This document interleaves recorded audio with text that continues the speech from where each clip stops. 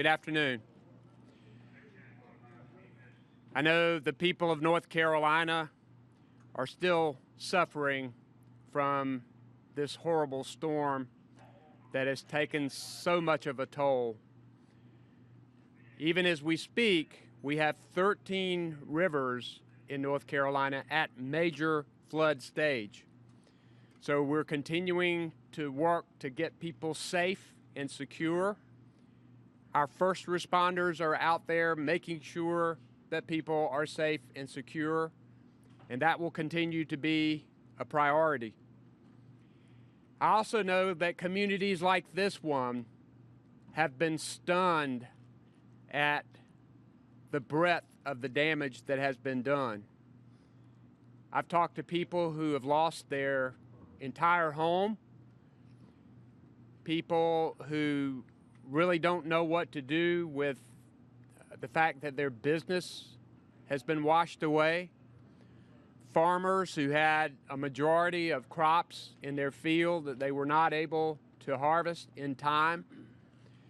We know that we're a state that is hurting. But one thing I know is that North Carolinians are strong. North Carolinians are resilient.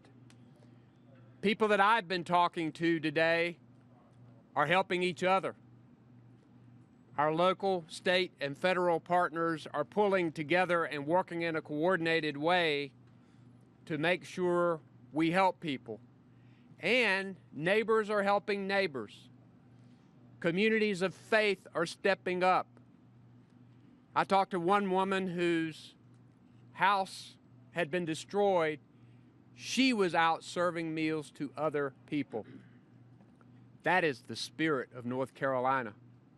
And that is the spirit that I am witnessing across this state. Many of you are wondering, what do we do next? How are we going to get all of this debris cleaned away? When is the power going to come back on at my house? If your home has been destroyed or damaged, where am I going to live? How am I going to start my business back? These are questions that we all are going to pull together to answer. Earlier today, I was with the president in Craven County and went to New Bern. The federal government has pledged its 100% support. We have all of our local, state, and federal partners working together to make sure we get resources on the ground. We still have shelters open across our state, some of them here. We have about 7,800 people now in those shelters. We still have close to 200,000 people who are without power, some of them in this community. I've been assured by the electric co-ops and by other utilities that they're going to work as hard as they can to get power back as quickly as possible. I know our Department of Transportation is working to clear routes to make sure that food, supplies, water, utility trucks, Department of Transportation trucks can get in to do the job that they need to do. We have here part of our team that's come to Carteret County today to share a little bit with you about what is being done. And I'll first recognize our Director of Emergency Management, Mike Sprayberry. Mike? Thank you, Governor. Good afternoon, Team Carteret. That's right. I want to tell you that we do remain activated at the state EOC to level 1. That means we have all of our federal, state, private sector, and volunteer partners activated on a 24-hour basis. We know you're hurting out here. It's been a tough time. It's been unprecedented. I want to especially thank Stephen Ray and Jen Sawyer for helping us out to help y'all get what you need. They're our lifeline to you. They're the conduit for getting supplies down to you. We are conducting widespread still search and rescue operations in southeastern North Carolina and as well as on up the coast. We've been using our North Carolina National Guard as well as our Coast Guard partners to help us do this. as well as many task forces from all over the nation, plus task forces right here in our state for search and rescue operations. Like the governor said, we still have over 7,000 people in shelters. That's very critical for us. We want to help them get out of shelters and get into a housing solution as quickly as possible, and we're working with our outstanding FEMA partners to make that happen. Working very hard. We want to make sure that we have hot meals to folks that don't have hot food, and so we've already got 5 big mass feeding kitchens set up. We're getting ready to set up 4 more. Working really hard. I want to let you know that all the 911 centers in the state are up and operational. And I just want to tell you that we appreciate you so much. We know what you've been through. We're not stopping. The state EOC is activated, like I said. We're going to be rolling into a strong recovery to put everything back together and to help you do just that.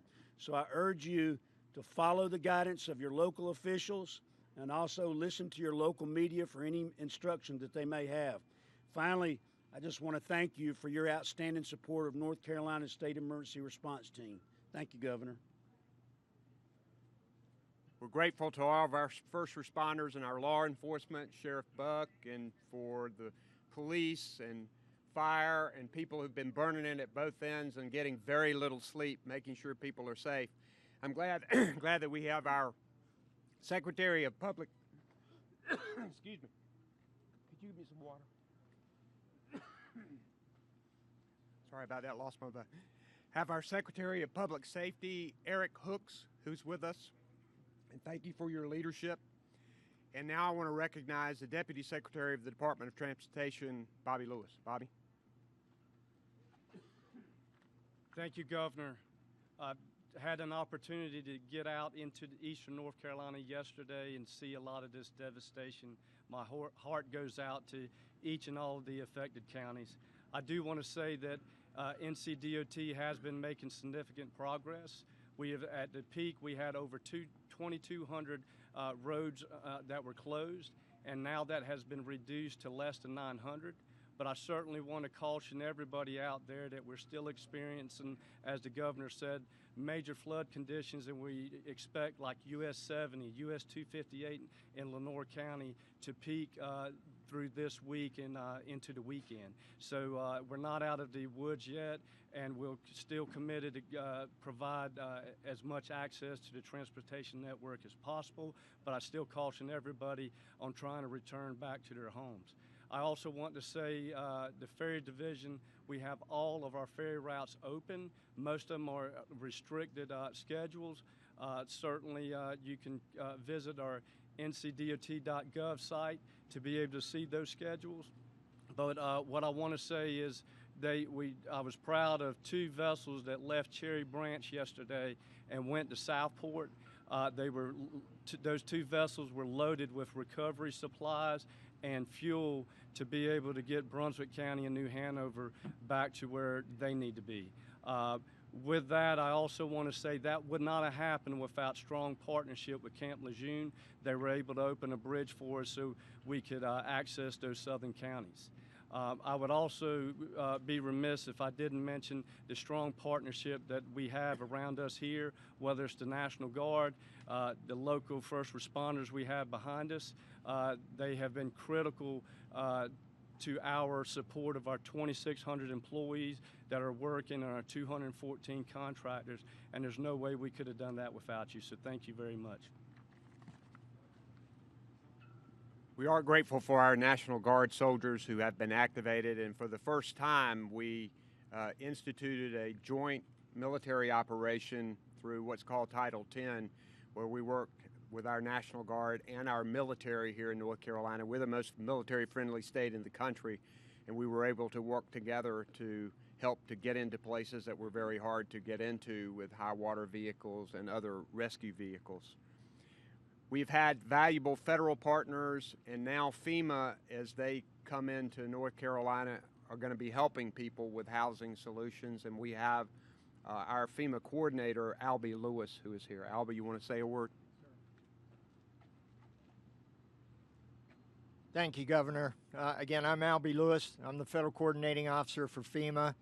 We have had teams, including myself, here working with the director of the North Carolina Emergency Management Agency, integrated right across the board, bringing those federal resources that have been requested, such as urban search and rescue teams that go out to the communities. We're starting to look at the recovery now. You will see disaster survivor assistance teams out on the street, going door to door, making sure that folks are registered, those heads of household and those renters that need assistance. Please, if you've had damages, you're a homeowner, head of household, or a renter, please call 1-800-621-FEMA. Again, that's 1-800-621-FEMA. Already since we've started, we have over 40,000 folks registered in North Carolina with over $400,000 approved to go to the survivors. We're here for the long haul. Thank you, Governor. Thanks, Albie. We also have with us here today Monica McGee, who is interpreting for us with American Sign Language, and we'll be glad to take any media questions that any of the media have. Yes. Dean Stevens, Carter County News Times. I was wondering, the FEMA help, not the FEMA help, the federal help that you mentioned from the president, did he specify what exactly that entails? We talked about a number of things. One is obviously FEMA help that can help us with immediate needs and temporary housing. We also talked about long-term housing, both through FEMA, through other federal funding. We talked about community development block grant disaster relief funding to help with housing. And we also talked about highway, bridge constructions where we know we've got significant infrastructure issues to address.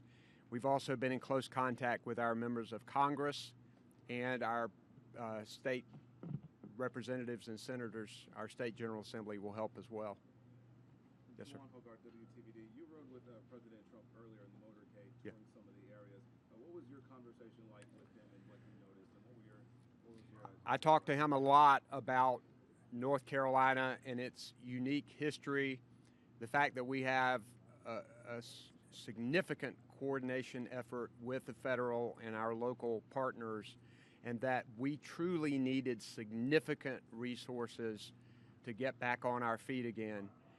After the cameras leave, after the hot white focus leaves this area, people will still have flooded homes, and people will still have businesses that aren't started up, and roads will still be closed and damaged. So we're going to need significant resources to recover, and I emphasized that to him over and over again. He promised 100% support, and we're going to hold them to it. Yes. Mark Hibbs with Coastal Review Online. I know communications have been a problem around here. Like the FEMA operation, is there a state effort or other efforts going door to door to help people who may not be able to access media? Mike, you want to take that? Yes, sir. There will be folks going door to door to ask. We're trying to get as many people to apply to these programs as possible, so you'll see that aggressively in the coming days. I think there's also been door-to-door search and rescue, particularly in the flooded places, to make sure that there aren't people who have been left behind. I mean, the devastation has been overwhelming, and water very high, and clearly people had to be pulled to safety. I'm glad that many people abided by the evacuation orders. I have no doubt that saved many lives for people not being where this water came. But there obviously were people who stayed. Let me say one thing I forgot to say earlier. Do not drive through water on the road. Do not drive around barricades. We've had people killed doing that. You don't know for sure if there's even a road under that water. It could have washed away. And in addition, we've still got a number of our rivers across the state that are cresting. Water still rushing. It only takes a few inches of water to sweep a car away off the road. So we're telling people to make sure that they do not drive in water. Other media questions? Yes, sir. Ted Decker, Jacksonville Daily News. Spoke to farmers yesterday up in Jones County, and they are overwhelmed and are saying that they will need tremendous assistance to recover more than low-interest loans and federal crop insurance. They just said it's catastrophic, and they need serious aid and help from the state and feds. What are you hope to do? Another issue I discussed with the president was the needs of the agricultural community and the needs of the farmers. We have entire farms underwater, sweet potatoes, cotton destroyed, a lot of tobacco left in the field, damaged, pork, poultry, significantly damaged. And my message to the president is this is going to take more than a farm bill. This is extensive damage to our number one economic driver in North Carolina, which is agriculture. We do a lot of things in our state that are positive, that grow our economy, but agriculture is still our number one economic driver. So I mentioned to him, and I've talked to the congressional delegation about we're going to have to take a special approach to our farm communities because they have taken a gut punch. Any other media questions? All right, we're going to hang around a little while. Yes, sir. When do you expect things to, I guess, Return to normal. Well, I know that people of North Carolina are resilient, and they're going to be moving as fast as they can to get back to life as they know it. But we also know that building back infrastructure and building back homes and businesses take a while. We're going to push it as hard as we possibly can to get people back on their feet and also to get them temporary assistance to get through this tough period of time that they have. Thank you all very much.